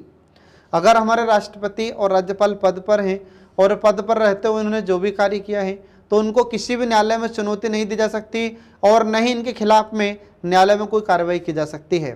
तो ये क्या है? तो ये अनुच्छेद 14 का अपवाद है। ये आपको ध्यान रखना होगा फ्रेंड। एग्जाम में आपसे क्वेश्चन पूछा जाएगा कि अनुच्छेद 14 के अपवाद क्या है, तो ये अपवाद है अनुच्छेद 14 के। ठीक है, तो एक तरफ तो हम बात कर रहे हैं विधि के समक्ष समता और विधि का समान संरक्षण, लेकिन दूसरी तरफ हमारे राष्ट्रपति और हमारे राज्यपाल ये अनुच्छेद 14 के अपवाद हैं। ठीक है, तो ये आपको ध्यान रखना होगा। इसके बाद फिर देखिए अगला आ जाता है अनुच्छेद 15। तो अनुच्छेद 15 में लिखा हुआ है कि धर्म, मूल वंश, जाति, लिंग या जन्म स्थान के नाम पर किसी प्रकार का कोई भेदभाव या कोई विभेद नहीं किया जाएगा। आ रहा समझ में? मतलब ये कि कोई भी व्यक्ति किसी भी धर्म का है तो धर्म के आधार पर कोई भेदभाव नहीं किया जाएगा। अगर किसी भी वंश का है, जैसे अपन देखते हैं कि हमारे भारत में बहुत सारे वंश हुए थे, गुलाम वंश, इसके बाद फिर तमाम ढेर सारे वंश हुए, खिलजी वंश, ठीक है, और भी बहुत सारे वंश, राजपूत में अपन देखें सोलंकी वंश। तो ये जितने भी वंश हैं तो वंश के आधार पर किसी प्रकार का कोई भेदभाव नहीं किया जाएगा। फिर इसके बाद में जाति कोई सी भी हो तो जाति के आधार पर कोई भेदभाव नहीं किया जाएगा। लिंग के आधार पर पुरुष हो चाहे महिला हो कोई भेदभाव, कोई भी विभेद नहीं किया जाएगा। जन्म स्थान के नाम पर तो कहीं पर भी जन्म हुआ हो तो जन्म स्थान के नाम पर कोई भेदभाव नहीं किया जाएगा। ये है अनुच्छेद 15। आ रहा समझ में? तो ये आपको ध्यान रखना होगा। अब इसके बाद देखिए कि जो अनुच्छेद 15 होता है तो इसके अलग अलग खंड हैं, अलग अलग इसके पार्ट होते हैं और अलग अलग पार्ट में इसका अलग अलग प्रावधान किया गया है। तो अब यहाँ पर देखिए इसमें अनुच्छेद 15 का खंड 1, इसमें लिखा हुआ है कि राज्य को यह आदेश दिया गया है। अब राज्य से मतलब क्या है यहाँ पर? तो राज्य से मतलब हमारी जो केंद्र सरकार है, राज्य सरकार है, इसके अंतर्गत जितने भी कार्य करने वाली एजेंसियां हैं, अधिकारी वर्ग हैं, इन सब को किसमें शामिल किया गया? राज्य में। तो राज्य को यह आदेश दिया गया है कि केवल धर्म के आधार पर, मूल वंश के आधार पर, लिंग के आधार पर, जाति के आधार पर या किसी भी जन्म स्थान के नाम पर कोई भेदभाव नहीं किया जाएगा।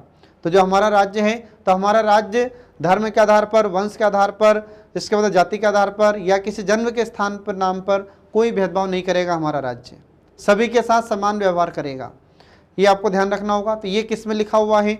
ये हमारे संविधान के अनुच्छेद 15 के खंड 1 में लिखा हुआ है। इसके बाद देखिए इसमें अगला आ जाता है अनुच्छेद 15 का खंड 2। तो इसमें अनुच्छेद 15 के पार्ट 2 में क्या लिखा हुआ है? तो इसमें लिखा हुआ है कि राज्य को तो आदेश दिया गया है लेकिन साथ साथ में कुछ प्राइवेट कंपनियां हैं उनको भी आदेश दिया गया है। तो उनको क्या आदेश दिया गया है कि जो भी दुकानें हैं, सार्वजनिक स्थान है, होटल है, मनोरंजन को स्थल है, ठीक है, इसके बाद फिर कोई भी पूर्णतः या अंशतः अगर राज्य सरकार के द्वारा या केंद्र सरकार के द्वारा अगर कोई पूंजी दी गई है या पैसा दिया गया है, ठीक है, जो उस पैसे से अपने कार्य को कर रहे हैं, ठीक है, तो ऐसे स्थानों पर या ऐसे किसी भी एजेंसी पर या ऐसे किसी भी संस्थानों पर जनता के लिए चाहे कुआं हो, तालाब हो, सार्वजनिक समागम हो आदि स्थानों पर किसी भी व्यक्ति के साथ भेदभाव नहीं किया जाएगा। आ रहा समझ में? तो ये प्रावधान आपको ध्यान रखना होगा, एग्जाम में आपसे क्वेश्चन इनसे पूछा जाता है। ठीक है फ्रेंड, तो ये 15 का खंड 2 यहाँ पर समाप्त हो जाता है। तो इसमें हम देखते हैं एग्जाम में आपसे पूछा भी गया है कि क्या धर्म के आधार पर या फिर किसी जाति के आधार पर किसी दुकानों, स्थानों, होटल, मनोरंजन के स्थल, क्या इन पर किसी प्रकार का भेदभाव हो सकता है? तो नहीं कर सकते। आ रहा समझ में? चाहे कुआं हो चाहे तालाब हो, जो सरकार की राशि से, तो अगर कुआं खुदवाया गया है, तालाब बनवाया गया है, या कोई सार्वजनिक स्थल है जिसमें सरकार ने पैसा दिया है, तो वहां पर धर्म के आधार पर, इसके बाद वंश के आधार पर, जाति के आधार पर, लिंग के आधार पर या जन्म स्थान के आधार पर कोई भेदभाव नहीं किया जाएगा। आ रहा समझ में? ये आपको ध्यान रखना होगा फ्रेंड। इसके बाद फिर अगला आ जाता है, इसमें अगला पॉइंट देखिए 15 का खंड 3। इसमें क्या लिखा है? तो इसमें यह लिखा हुआ है कि इस अनुच्छेद की कोई भी बात राज्यों को महिलाओं और बच्चों के लिए कोई प्रावधान करने से नहीं रोकेगी। आ रहा समझ में? अब महिलाएं, बच्चे, अब एक तरफ तो कह रहे हैं कि लिंग के आधार पर कोई भेदभाव नहीं होगा, लेकिन एक तरफ हम देख रहे हैं कि महिलाओं को भी कुछ आरक्षण दिया गया है। तो महिलाओं को ध्यान रखें, लिंग के आधार पर आरक्षण नहीं दिया गया है। महिलाओं को अलग से उनकी स्थिति के आधार पर, उनकी शारीरिक स्थिति के आधार पर, बच्चों को उनकी शारीरिक स्थिति के आधार पर कुछ अलग से प्रावधान किए गए हैं, जो कि ये लिंग का भेद नहीं करता। आ रहा समझ में? ये आपको ध्यान रखना होगा। जैसे हम देखते हैं कि महिलाओं को प्रसूति काल में अवकाश का प्रावधान किया गया है, तो ये लिंग के आधार पर भेदभाव नहीं है, ये तो उनकी स्थिति के आधार पर ये प्रावधान किया गया है। ये आपको ध्यान रखना होगा। इसके बाद फिर इसका अपवाद क्या क्या हो जाता है फिर? तो अपवाद हो गया 15 का खंड 1 और 15 का खंड 2, ये अपवाद हो जाता है। इसके बाद फिर अगला आ जाता है अनुच्छेद 15 का खंड 4। इसमें लिखा है कि प्रथम संविधान संशोधन 1951 के माध्यम से जोड़ा गया था। कौन सा अनुच्छेद? ये अनुच्छेद 15 का खंड 4, ये आपको ध्यान रखना होगा। तो एग्जाम में आपसे क्वेश्चन पूछा जा सकता है कि ये किस संविधान संशोधन के तहत जोड़ा गया था? तो पहला संविधान संशोधन हुआ था 1951 में, उसके तहत यह अनुच्छेद जोड़ा जाता है, पहले यह नहीं था। इसके बाद फिर इसमें क्या लिखा है और किस आधार पर इसको जोड़ा गया था? तो एक मामला आया था, मद्रास राज्य वनाम चंपकम दोराइजन मामला, ये मामला आया था और इस मामले के निर्णय के आधार पर यह अनुच्छेद इसमें जोड़ा जाता है। तो इसमें लिखा क्या है ये देखिए, इसमें लिखा है कि राज्य के जो भी मेडिकल हैं, इसके बाद में इंजीनियरिंग कॉलेज हैं, इनमें विभिन्न जातियों, इसके बाद समुदाय के लिए एक निश्चित अनुपात में स्थानों का निर्धारण किया जाएगा। क्योंकि कई बार क्या होता है, कुछ गरीब वर्ग के लोग होते हैं, ठीक है, तो वो एडमिशन नहीं ले पाते हैं पैसे के चलते, तो उनके लिए कुछ स्थानों का आरक्षण किया जाए। तो यह प्रावधान इसमें किया गया है फ्रेंड, ये आपको ध्यान रखना होगा। इसके बाद फिर अगला आ जाता है ऐसे ही कि सामाजिक व शैक्षणिक दृष्टि से जो पिछड़े हुए वर्ग के लोग हैं, अनुसूचित जाति के लोग हैं, अनुसूचित जनजाति के जो भी लोग हैं, उनके लिए विशेष प्रावधान किया जाएगा किसी भी मेडिकल कॉलेज में या जो इंजीनियरिंग कॉलेज है उसमें। आ रहा समझ में? इसके बाद फिर अपवाद क्या है? तो फिर यहाँ पर अपवाद हो गया अनुच्छेद 15 का खंड 1 और 15 का खंड 2, ये अपवाद हो जाते हैं। फिर इसका अपवाद है, ध्यान रखना, अनुच्छेद 15 का खंड 1 और 15 खंड 2 का अपवाद है ये। आ रहा समझ में? ये आपको ध्यान रखना होगा। इसके बाद फिर अगला जाता है अनुच्छेद 15 का खंड 5। तो यह भी कब जोड़ा जाता है? तो आपको ध्यान रखना होगा कि 93वां संविधान संशोधन 2005 के द्वारा इसे जोड़ा जाता है और अनुच्छेद 15 में खंड 5 जोड़ा गया था, ये आपको ध्यान रखना होगा। अब इसमें क्या प्रावधान किया गया है? तो इसमें प्रावधान किया गया है कि यदि किसी भी शैक्षणिक संस्थान में, चाहे वह सरकारी हो चाहे गैर सरकारी हो, इनमें नामांकन के लिए जो पिछड़ा वर्ग है उसके लिए एक विशेष प्रावधान करना होगा और किया भी गया है। तो आज हम देखते हैं कि जितने भी सरकारी या गैर सरकारी शिक्षण संस्थान हैं तो उनमें पिछड़े वर्ग के स्टूडेंट्स के लिए, विद्यार्थियों के लिए एक विशेष प्रावधान किया जाता है। आ रहा समझ में? और आज अपन देख रहे हैं कि जो प्राइवेट स्कूल्स हैं, तो प्राइवेट स्कूल्स में तो हमारी गवर्नमेंट ने लगभग 25% बच्चों को, जो गरीब बच्चे हैं उनको पढ़ने के लिए परमिशन दी है। ठीक है, उनके लिए जो भी प्राइवेट स्कूल है उसमें रिजर्वेशन का प्रावधान किया है, आरक्षण का प्रावधान बच्चों के लिए किया है। इसके बाद फिर अगला देखिए, इसमें अगला अनुच्छेद आ जाता है 16। तो अनुच्छेद 16 में लिखा हुआ है कि लोक नियोजन के विषयों में अवसर की समानता। अब लोक नियोजन के विषय में अवसर की समानता, इसका मतलब क्या होता है? इसका मतलब ये है कि हमारे जितने भी सरकारी जो भी वैकेंसी आती है, तो गवर्नमेंट की वैकेंसी जो भी आती है, तो उन वैकेंसी में सभी भारत के नागरिकों को जो उसके लिए योग्य हैं उन्हें आवेदन आमंत्रित करने का या उन्हें आवेदन करने का अधिकार प्राप्त होता है। आ रहा समझ में? तो जो भी योग्य है वह इस वैकेंसी में फॉर्म अप्लाई कर सकता है, भले ही चाहे 2 पोस्ट आई हो। आ रहा समझ में? जैसे अपन देखते हैं सेंट्रल गवर्नमेंट या और कोई भी गवर्नमेंट की वैकेंसी होती है, अगर उसे 2 पोस्ट भी आती है अगर, तो पूरे भारत के लोग उसमें फॉर्म भर सकते हैं। क्यों? क्योंकि यहाँ पर अनुच्छेद 16 में लिखा हुआ है कि लोक नियोजन के विषय में अवसर की समानता। आ रहा समझ में? तो ये आपको ध्यान रखना होगा फ्रेंड। अब इसके बाद देखिए अनुच्छेद 16 का खंड 1। तो अनुच्छेद 16 का खंड 1 क्या है? इसमें लिखा है कि राज्य के अधीन किसी भी पद पर नियुक्ति से संबंधित विषयों में सभी नागरिकों के लिए अवसर की समानता होगी। आ रहा समझ में? राज्य सरकार के अधीन या हमारी जो सरकार है, तो सरकार के अधीन जो भी पद है उस पर अगर नियुक्ति करना है तो और इससे संबंधित जो भी विषय हैं तो सभी नागरिकों के लिए ये समान अवसर प्रदान किया जाएगा। आ रहा समझ में? ये अनुच्छेद 16 का खंड 1 होता है। तो आज हम देखते हैं कि जो भी गवर्नमेंट की वैकेंसी आती है, जो भी गवर्नमेंट का पद है, तो उन पदों पर सभी लोगों को आवेदन करने की स्वतंत्रता होती है। आ रहा समझ में? और इसमें किसी प्रकार की कोई रोकथाम नहीं होती, किसी प्रकार का कोई प्रतिबंध नहीं होता। इसके बाद फिर अगला आ जाता है अनुच्छेद 16 का खंड 2। इसमें लिखा हुआ है कि कोई नागरिक चाहे धर्म के आधार पर, मूल वंश के आधार पर, जाति के आधार पर, लिंग के आधार पर, वंश के आधार पर, जन्मस्थान के नाम पर या इनमें से किसी भी एक आधार पर अगर राज्य के अधीन कोई भी पद है, ठीक है, तो उसके लिए अपात्र नहीं होगा और नहीं उनमें किसी प्रकार का भेदभाव किया जाएगा। मतलब क्या है? इसका मतलब ये है कि अगर सरकार की कोई वैकेंसी आई है तो उस पद पर किसी व्यक्ति को उसके धर्म के आधार पर उसको मना नहीं किया जाएगा कि आप इस धर्म के आप फॉर्म नहीं भर सकते, आप इस जाति के हैं तो आप इस जाति के आधार पर फॉर्म नहीं भर सकते, आप इस वंश के हैं इसलिए आप फॉर्म नहीं भर सकते, आपका लिंग ये है तो लिंग के आधार पर आप उसको फॉर्म भरने से मना नहीं कर सकते। आप ये नहीं कह सकते कि आपका जन्म तो उस राज्य में हुआ है, वहां पर हुआ है तो आप उसमें फॉर्म नहीं भर सकते। ये कहकर कभी भी इनकार नहीं किया जाएगा। आ रहा समझ में? गवर्नमेंट की कोई से वैकेंसी का कोई से पद हो, चाहे एक पद ही क्यों ना हो, उसको हर व्यक्ति को, भारत के नागरिक हैं जितने भी हैं जो योग्य उस पद के, सभी को आवेदन करने का अधिकार दिया गया है। आ रहा समझ में? तो उनको जाति के आधार पर मना नहीं किया जा सकता, वंश के आधार पर मना नहीं किया जा सकता, लिंग के आधार पर मना नहीं किया जा सकता। ये आपको ध्यान रखना होगा, ऐसा लिखा हुआ है 16 के खंड 2 में। इसके बाद फिर अगला देखिए अनुच्छेद 16 का खंड 3। इसमें लिखा है कि हमारी संसद कोई भी कानून बनाकर या विधि बनाकर जो लोक नियोजन है, लोक नियोजन मतलब हमारे सरकार के द्वारा जो भी कार्य किए जाते हैं, तो लोक नियोजन के मामले में किसी राज्य या संघ, ठीक है, राज्य क्षेत्र में निवास संबंधी कोई भी शर्तें लागू कर सकती है।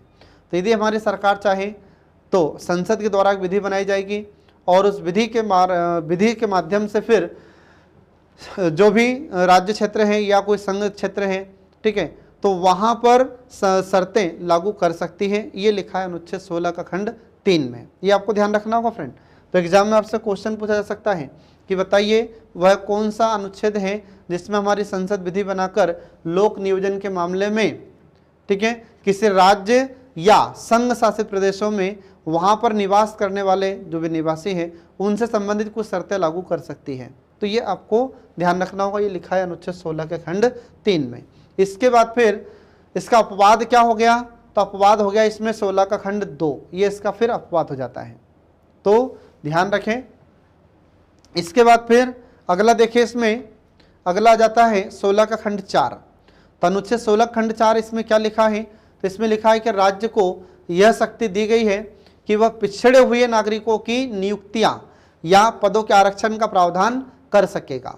यह राज्य को अधिकार दिया है। आ रहा समझ में? क्योंकि जो पिछड़ा हुआ व्यक्ति है या पिछड़े हुए नागरिक हैं, पिछड़े हुए लोग हैं, ठीक है, तो उनको नियुक्ति में या पदों में उनको आरक्षण देना होगा, क्योंकि जो सामान्य वर्ग होता है या जो सवर्ण जाति के लोग होते हैं उनके जैसे ये विकसित नहीं हुए हैं, ये शुरू से पिछड़े हुए हैं, तो इनको आरक्षण देना होगा और आरक्षण के माध्यम से इनको आगे बढ़ाना होगा। ये है 16 के खंड 4 में लिखा हुआ। इसके बाद फिर इसके लिए शर्त क्या होगी? तो इसके लिए शर्त यह होगी कि वह वर्ग पिछड़ा हुआ हो। इसके बाद फिर दूसरा है कि राज्य के अधीन जो सेवाएं होती हैं, तो राज्य के अधीन सेवाओं में पर्याप्त उसका प्रतिनिधित्व न हो। ऐसे पिछड़ी जाति के लोगों को हमारी सरकारी नौकरियों में या सरकारी पदों में उनको आरक्षण दिया जाएगा। तो इसी कारण से अपन देखते हैं कि एससी को, एसटी को और ओबीसी को आरक्षण दिया गया है। आ रहा समझ में, ये आपको ध्यान रखना होगा फ्रेंड। इसके बाद फिर जो अन्य पिछड़ा वर्ग हैं, तो अन्य पिछड़ा वर्ग के लोगों के लिए काका कालेलकर आयोग और बीपी मंडल आयोग, इन्होंने प्रावधान किया है। तो जो बिंदेश्वरी प्रसाद मंडल आयोग था, बीपी मंडल आयोग था, उसने अन्य पिछड़े वर्ग के जाति के लोगों के लिए हमारी सरकारी नौकरियों में 27% 27% आरक्षण का प्रावधान किया था, जो कि हमारी सरकार ने उसको स्वीकार भी किया है। ठीक है। और इसके बाद फिर आगे देखते हैं कि जो हमारे जनरल के लोग होते हैं, जनरल कैटेगरी के लोग होते हैं, तो उनके लिए भी सरकार ने 10% का आरक्षण किया है, जो EWS में आते हैं, इकोनॉमिक वीकर सेक्शंस में।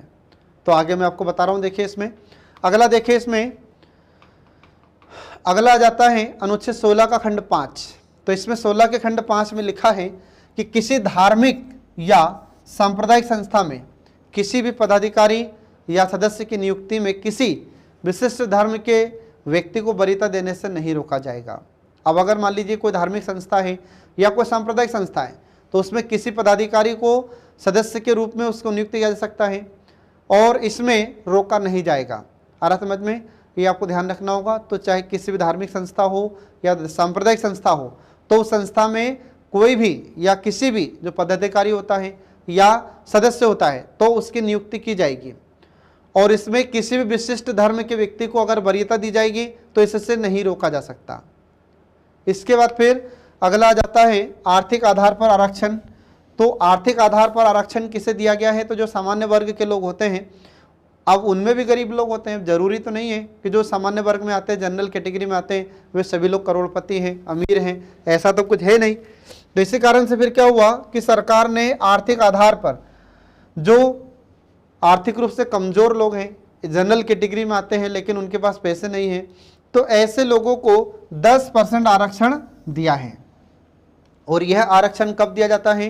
तो यह आरक्षण 12 जनवरी 2019 को राष्ट्रपति के द्वारा एक 124वां संविधान संशोधन विधेयक था और 123वां संशोधन अधिनियम था। इसको राष्ट्रपति ने मंजूरी दी, इस पर हस्ताक्षर किया और इसे लागू कर दिया गया है। तो इसी विधेयक के माध्यम से हम देखते हैं कि जो EWS वाले होते हैं, तो EWS का मतलब क्या हो जाएगा? Economic weaker sections. ठीक है, आर्थिक कमजोर वर्ग। तो जो आर्थिक रूप से कमजोर वर्ग हैं, उन्हें सरकारी नौकरियों में 10% आरक्षण दिया गया है ताकि उन्हें भी रोजगार प्राप्त हो सके, वे भी सरकारी नौकरी में कार्य कर सके या सरकारी नौकरी लग सके उनकी भी। ठीक है, तो ये आपको ध्यान रखना होगा फ्रेंड, एग्जाम में आपसे क्वेश्चन इससे पूछा जा सकता है। तो इस प्रकार से हम देखते हैं कि यहाँ पर यह 16 का खंड 5 समाप्त हो जाता है या अनुच्छेद 16 समाप्त हो जाता है। अब इसके बाद में आता है अनुच्छेद 17। अनुच्छेद 17 में लिखा हुआ है अस्पृश्यता का अंत। ठीक है, एवोल्यूशन ऑफ अनटचेबिलिटी। इसका मतलब क्या हो जाता है? तो इसका मतलब यह हो जाएगा कि हमारे भारत में जो छुआछूत का ज़्यादा अपन देखते हैं कि टेंशन थी लोगों को, ये टेंशन खत्म कर दी है। आ रहा समझ में? तो जहाँ देखो वहाँ पर छुआछूत जैसी समस्या व्याप्त थी। आप कोई नीचे जाति का है तो ऊंची जाति का व्यक्ति उसे अपने साथ नहीं बैठाता था, उसे छूना पसंद नहीं करता था। आ रहा समझ में? तो ये हमारे भारत में बहुत समस्या थी और यही समस्या का सामना डॉक्टर भीमराव अंबेडकर ने किया था और उन्होंने देखा कि अगर ऐसी समस्या हमारे भारत में बनी रही तो भारत कभी विकसित नहीं हो सकता। तो इसीलिए अस्पृश्यता का उन्मूलन कर दिया गया है या इसको समाप्त कर दिया गया है। अब कोई जाति ऊंची नहीं है, कोई जाति नीचे नहीं है और अब ऐसे छुआछूत का भेदभाव कोई किसी व्यक्ति के साथ नहीं कर सकता। आ रहा समझ में? तो इसमें आपको ध्यान रखना होगा कि अनुच्छेद 17 में क्या लिखा हुआ है। तो इसमें अस्पृश्यता का उन्मूलन या अस्पृश्यता का अंत संबंधी प्रावधान किया गया है। अब इसमें राज्य को, मतलब हमारी सरकार को यह अधिकार प्राप्त है कि अस्पृश्यता से संबंधित कानून बनाए और इसे लागू भी करें। आ रहा समझ में?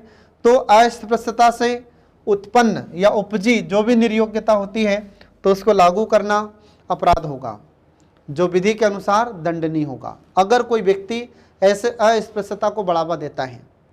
अस्पृश्यता का मतलब जैसे मान लीजिए कि कोई नीची जाति का व्यक्ति है, ठीक है, अगर ऊंची जाति का व्यक्ति उस नीची जाति के व्यक्ति से अगर ये कहता है कि मैं तुम्हारे हाथ का पानी नहीं पीऊंगा, आप इस जाति के हो, तो जो ऊंची जाति का व्यक्ति है, जनरल कैटेगरी का व्यक्ति है, तो उसे सीधी फिर क्या होगी, सजा होगी, उसे दंड दिया जाएगा, क्योंकि उसने अनुच्छेद 17 का उल्लंघन किया है।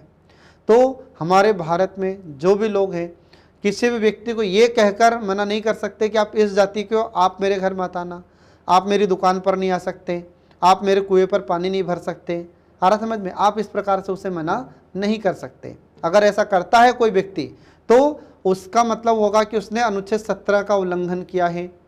आ रहा समझ में? ये आपको ध्यान रखना होगा। इसके बाद फिर जो अनुच्छेद 17 है, तो अनुच्छेद 17 और अनुच्छेद 35 संसद को यह शक्ति प्रदान करते हैं कि वह अस्पृश्यता के संबंध में दंड से संबंधित कोई विधि बनाए या कानून बनाए। मतलब ये होगा कि जो अनुच्छेद 17 का उल्लंघन करेगा और अनुच्छेद 35, तो अनुच्छेद 35 क्या है, ये संसद को शक्ति प्रदान करता है। तो कैसे संसद को शक्ति प्रदान करता है कि अस्पृश्यता को अगर कोई बढ़ावा दे रहा है, अगर अस्पृश्यता का व्यवहार कर रहा है, अगर छुआछूत जैसी समस्या को कोई बढ़ावा दे रहा है, तो ऐसे समस्या को समाप्त करने के लिए, ऐसे समस्या को खत्म करने के लिए संसद विधि बना सकती है, कानून बना सकती है। आ रहा समझ में? दंड देने के लिए। इसी कारण से अपन देखते हैं कि हमारे भारत में कुछ अधिनियम बनाए गए हैं जिसे हम कहते हैं अनुसूचित जाति, अनुसूचित जनजाति अत्याचार निवारण अधिनियम। आ रहा समझ में? तो ये अनुच्छेद 17 का अनुसरण करते हुए ही ये अधिनियम बनाए गए हैं। ठीक है, जो आगे देखिए, तो संसद द्वारा 1955 में अस्पृश्यता का उन्मूलन करने के लिए एक अधिनियम बनाया गया जिसका नाम हुआ अस्पृश्यता निरोधक अधिनियम। ये पारित किया जाता है। तो 1976 में इस अधिनियम में संशोधन किया गया और इसका नाम बदलकर क्या किया गया, सिविल अधिकार संरक्षण अधिनियम 1955। ये आपको ध्यान रखना होगा।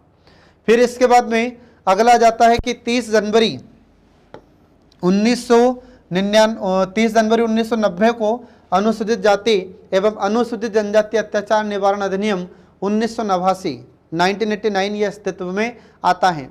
तो जो ये छुआछूत जैसी समस्या है, इसी को समाप्त करने के लिए हमारी संसद के द्वारा ये अधिनियम पारित किए जाते हैं। ये आपको ध्यान रखना होगा। अब कोई भी व्यक्ति किसी व्यक्ति के साथ ऐसे छुआछूत का व्यवहार नहीं कर सकता, और अगर ऐसा करता है तो उसे दंड दिया जाएगा। इसके बाद फिर अगला जाता है कि अनुसूचित जाति एवं अनुसूचित जनजाति अत्याचार निवारण अधिनियम 1995 से संबंधित एक अधिसूचना जारी की गई है। ठीक है फ्रेंड, तो ये सब आपको ध्यान रखना होगा। तो एग्जाम में आपसे क्वेश्चन अगर पूछा जाता है कि अनुसूचित जाति अनुसूचित जनजाति अत्याचार निवारण अधिनियम ये किस अनुच्छेद को मद्देनजर रखते हुए संसद ने बनाया था या संसद ने इसे पारित किया था, तो ये अनुच्छेद 17 के अंतर्गत इसे पारित किया गया है। ठीक है, तो हमारे भारत में जो छुआछूत की समस्या है इसे समाप्त करने के लिए संसद ने ये अधिनियम बनाए हैं। इसके बाद देखिए अगला आ जाता है अनुच्छेद 18। अनुच्छेद 18 क्या है, तो इसमें उपाधियों का अंत के बारे में प्रावधान किया गया है, एवोल्यूशन ऑफ टाइटल्स। इसका मतलब क्या होगा कि इसका मतलब है कि हमारी भारत सरकार और नहीं हमारी राज्य सरकार किसी भी प्रकार की किसी व्यक्ति को कोई उपाधि नहीं देगी शिक्षा को और सेना को छोड़कर। पुराने ज़माने में हम देखते थे कि जब अंग्रेजों का शासन था तो अंग्रेज सरकार किसी को राजा की उपाधि देती थी, किसी को महाराजा की उपाधि देती थी। तो ऐसी उपाधि अब हमारे भारत में सरकार किसी भी व्यक्ति को नहीं देगी शिक्षा को और सेना को छोड़कर। आ रहा समझ में? अब इसमें देखिए कि जो अनुच्छेद 18 होता है, तो अनुच्छेद 18 के खंड 1 में क्या लिखा है, इसमें लिखा है कि राज्य सेना या विद्या संबंधी सम्मान के अलावा कोई अन्य उपाधि प्रदान नहीं करेगा। तो हमारा राज्य सेना को और शिक्षा को छोड़कर बाकी और किसी भी मामले में किसी प्रकार की कोई उपाधि प्रदान नहीं करेगा। ये आपको ध्यान रखना होगा। आ रहा समझ में? अब शिक्षा में कैसे, तो शिक्षा में अपन देखते हैं इसे डॉक्टरेट की उपाधि दी जाती है। ठीक है, तो ये शिक्षा में दी जा सकती है, बाकी दूसरे क्षेत्रों में नहीं।